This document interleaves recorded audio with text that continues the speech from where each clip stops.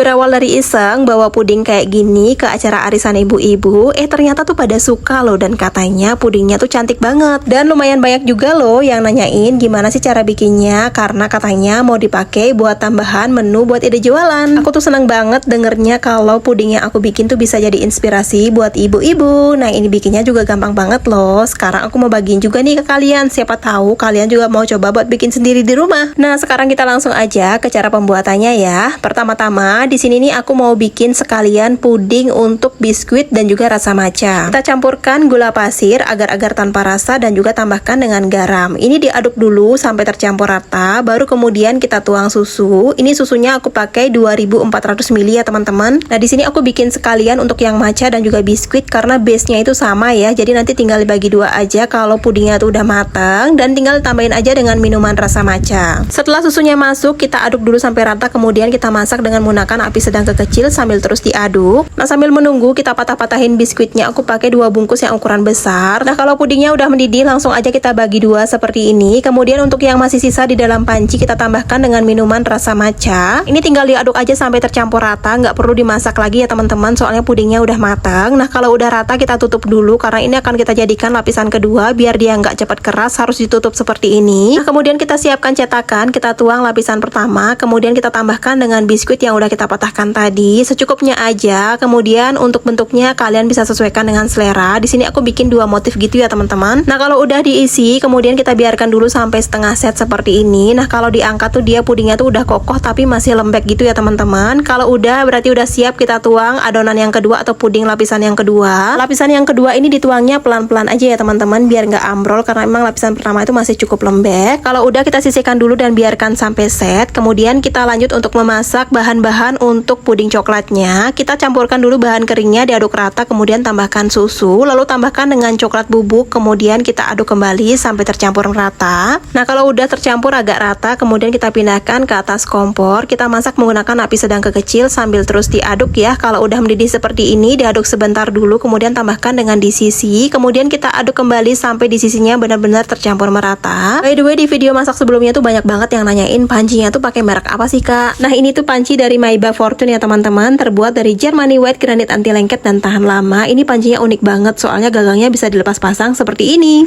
Nah, kalau udah tercampur merata, kita aduk-aduk dulu sebentar supaya uapnya agak hilang, baru kemudian kita tuang di atas puding. Teman-teman, kalau misal puding lapisan kedua ini udah terlanjur set kayak gini, kalian bisa tusuk-tusuk menggunakan garpu seperti ini ya. Baru kemudian kita tuang lapisan ketiga atau lapisan puding coklatnya. Kita tuang lapisan yang ketiga atau yang puding rasa coklat ini sampai penuh. Nah, kalau udah kita biarkan dulu sampai set, kemudian simpan di kulkas minimal 2 jam. Nah, ini dia hasilnya puding yang udah aku simpan selama minimal 2 jam di kulkas. Ini bisa langsung kita lepasin dari dalam cetakannya ya teman-teman. Apalagi kalau mau dipakai buat ide jualan, ini cocok banget karena selain tampilannya yang cantik, rasanya juga enak. Di packing kayak gini tuh menambah nilai jualnya banget. Selain untuk jualan, ini juga bisa untuk cemilan keluarga, untuk hampers, untuk acara-acara penting, atau bisa juga kalian pakai untuk hidangan untuk tamu yang main ke rumah. Nah, gimana nih teman-teman? Gampang banget kan cara bikinnya? Langsung cobain di rumah ya.